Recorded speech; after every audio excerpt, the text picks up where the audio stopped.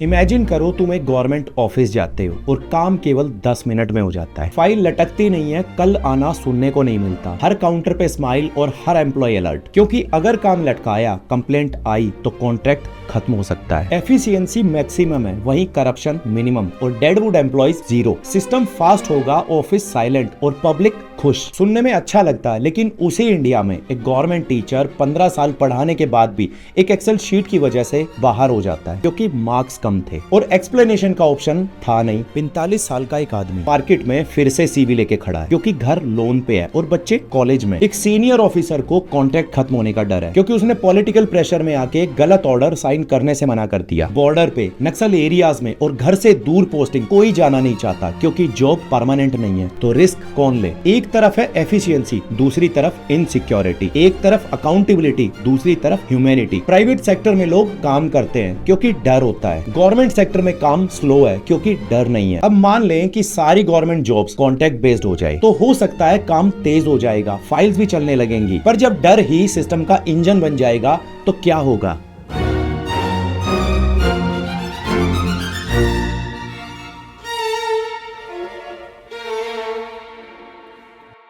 पहले समझते हैं आज का सिस्टम कैसा है। देखिए, आज इंडिया में गवर्नमेंट जॉब का मतलब होता है permanent employment with life time security. एक बार जॉब मिल गई तो कुछ एक्सट्रीम केसेस को छोड़कर आपको निकाला नहीं जा सकता। आपको सैलरी के साथ साथ मेडिकल बेनिफिट्स और रिटायरमेंट के बाद पेंशन भी मिलती है, और यही प्रॉब्लम की जड़ है। सिक्योरिटी इतनी ज्यादा हो गई है कि अकाउंटेबिलिटी खत्म हो गई। चलिए एक रियल एग्जाम्पल लेते हैं। कभी किसी सरकारी बैंक में गए हो किसी काम से, ऑफिसर साहब 11 बजे आते हैं, 12 बजे तक चाय ब्रेक, 2 बजे लंच, 4 बजे फिर चाय ब्रेक और 5 बजे सिस्टम स्लो है बोलकर चले जाते हैं। कस्टमर को टेढ़ी नजर से ऐसे देखते हैं जैसे उन्हीं के घर में घुसकर उन्हें डिस्टर्ब कर दिया हो। अब सेम काम के लिए किसी प्राइवेट बैंक में जाओ, सर प्लीज बैठिए, कॉफी लेंगे, आपका काम 10 मिनट में हो जाएगा। स्माइल हर वक्त चेहरे पर, कॉल करके फॉलो अप, क्योंकि डर है नौकरी जाने का। और यही डिफरेंस है परमानेंट सिक्योरिटी और परफॉर्मेंस बेस्ड अकाउंटेबिलिटी का। पिछले 10-15 सालों में गवर्नमेंट ने धीरे धीरे कॉन्ट्रैक्ट हायरिंग को एग्रेसिवली बढ़ाया है। आज एस्टिमेट्स के हिसाब से गवर्नमेंट से रोजी रोटी कमाने वाले लोगों में लगभग 30 से 40% लोग टेम्परेरी या कॉन्ट्रेक्चुअल नेचर की जॉब्स पर डिपेंडेंट है, खासकर लोअर लेवल पोस्ट जैसे sanitation worker, daily veg labour और टेम्परेरी टीचर्स। अब बड़ा सवाल ये है कि अगर हर सरकारी छोटी बड़ी पोजीशंस कॉन्ट्रैक्ट बेस्ड हो जाएं, तो इकोनॉमी का, सोसाइटी का, पॉलिटिक्स का सब कुछ कैसे बदल जाएगा? कॉन्ट्रैक्ट का मतलब क्या है एक्चुअली? यहाँ एक इंपॉर्टेंट क्लैरिफिकेशन भी जरूरी है। कॉन्ट्रैक्ट बेस्ड सिस्टम का मतलब सिर्फ ये नहीं कि हर 3 साल में नौकरी खत्म हो गई और नई रिक्रूटमेंट दोबारा से हो। ये भी हो सकता है कि एम्प्लॉयज डायरेक्ट गवर्नमेंट पेरोल पे ना होके कॉन्ट्रैक्ट कंपनीज के पेरोल पे हो जाए, जैसे आज प्राइवेट कंपनीज आउटसोर्स करती हैं। या फिर परफॉर्मेंस बेस्ड रिन्यूअल सिस्टम हो, काम अच्छा किया तो कॉन्ट्रैक्ट ऑटोमेटिकली रिन्यू, और अगर अच्छा नहीं किया तो बाहर। देखिए कॉन्सेप्ट सिंपल है, जॉब गारंटी परफॉर्मेंस से लिंक होगी, डेजिग्नेशन से नहीं। फाइल 6 महीने से ज्यादा लटकाई या कस्टमर कंप्लेंट्स रेगुलर आ रही है आपके खिलाफ, ये सब नहीं चलेगा। डायरेक्ट एक्शन होगा, वो भी इंस्टेंट, बिना काम किए सैलरी तक नहीं मिलेगी। और ऑनेस्टली बताऊं तो आम जनता खुशी होगी इस सिस्टम से, क्योंकि आज जो फ्रस्ट्रेशन है गवर्नमेंट ऑफिसेज में जाने की, वो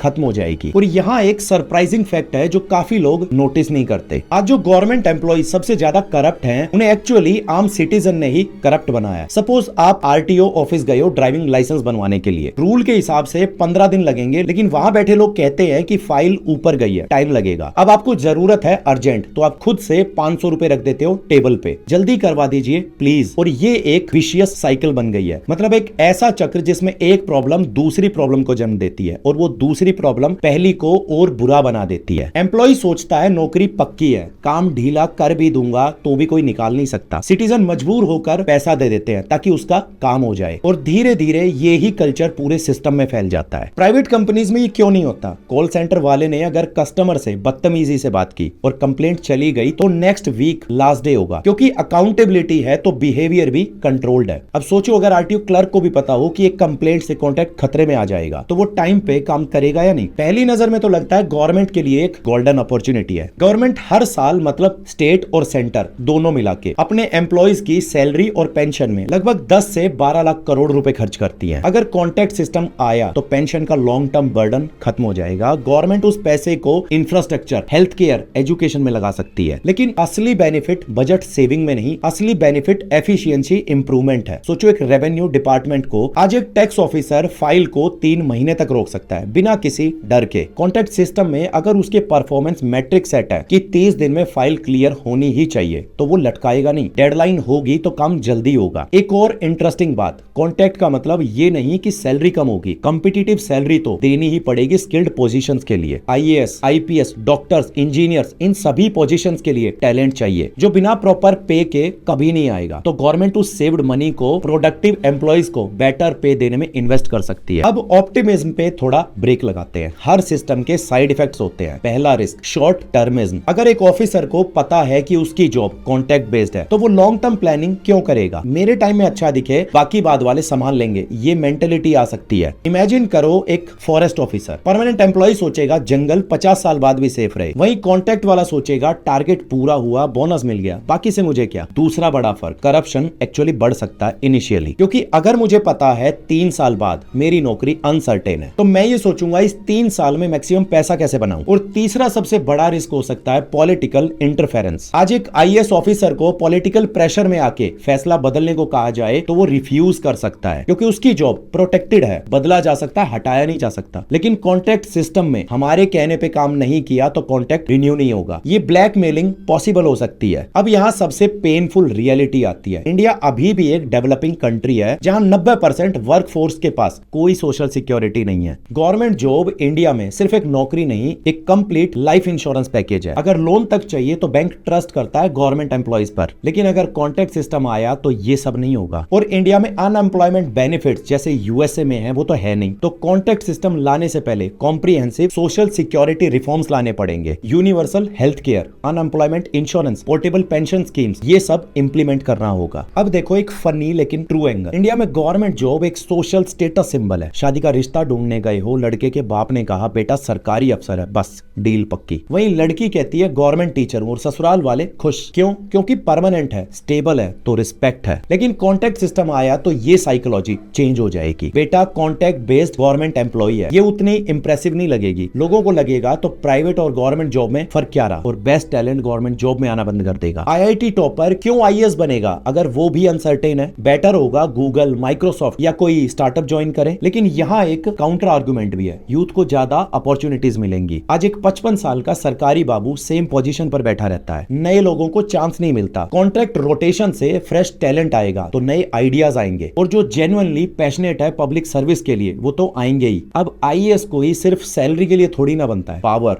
इन्फ्लुएंस, सोशल इंपैक्ट, ये सब तो रहेगा ही। अब एक बार ग्लोबली चेक करते हैं, कोई भी developed country pure contract based government system नहीं चलाती। Singapore, world's most efficient government, permanent employees है लेकिन सैलरीज प्राइवेट सेक्टर से कंपीट करती हैं, और कल्चर स्ट्रॉन्ग परफॉर्मेंस बेस्ड है। चाइना में भी परमानेंट है लेकिन प्रमोशन परफॉर्मेंस बेस्ड है। इवन यूएसए में भी फेडरल एम्प्लॉइज मोस्टली परमानेंट होते हैं, केवल कुछ पॉलिटिकल अपॉइंटमेंट्स को छोड़ के। प्रॉब्लम परमानेंट एम्प्लॉयमेंट में नहीं है, प्रॉब्लम अकाउंटेबिलिटी की अब्सेंस में है। जापान का एक एग्जांपल देखो, लाइफ टाइम एम्प्लॉयमेंट देता है फिर भी एफिशिएंसी वर्ल्ड क्लास। क्यों? डिसिप्लिन और अकाउंटेबिलिटी सिस्टम में इनबिल्ट है, जड़ है। अब आप सोच रहे होंगे तो सॉल्यूशन क्या है? Hybrid model. Lower level repetitive jobs को कॉन्ट्रैक्ट बेस्ड रखो, जैसे सफाई कामगार, data entry operator, basic clerical work. यहाँ रोटेशन से कोई फर्क नहीं, लेकिन कोर डिसीजन मेकिंग पोजीशंस जैसे आईएएस, आईपीएस, जजेस, सीनियर डॉक्टर्स, प्रोफेसर्स, इन्हें परमानेंट रखो। परफॉर्मेंस लिंक्ड प्रमोशन दो, और सबसे जरूरी टेक्नोलॉजी का यूज हो। सिटीजंस के लिए डायरेक्ट पोर्टल्स होने चाहिए, कंप्लेंट्स के लिए हर अधिकारी की परफॉर्मेंस रियल टाइम ट्रैक होनी चाहिए, जैसे स्वीडन ने यह किया है सक्सेसफुली। गवर्नमेंट एम्प्लॉइज परमानेंट है लेकिन हर साल सिटीजन सेटिस्फेक्शन सर्वेज होते हैं, और पुअर परफॉर्मिंग डिपार्टमेंट्स की फंडिंग काट दी जाती है, जिसका रिजल्ट एफिशिएंसी बनी रहती है, वो भी बिना कॉन्ट्रैक्ट सिस्टम के। अब सवाल यह है, क्या हम ये चाहते हैं कि हर काउंटर पे बैठने वाला गवर्नमेंट एम्प्लॉय सर बोले, या हम चाहते हैं कि गवर्नमेंट एम्प्लॉइज को रिस्पेक्ट मिले, जॉब सिक्योरिटी मिले, लेकिन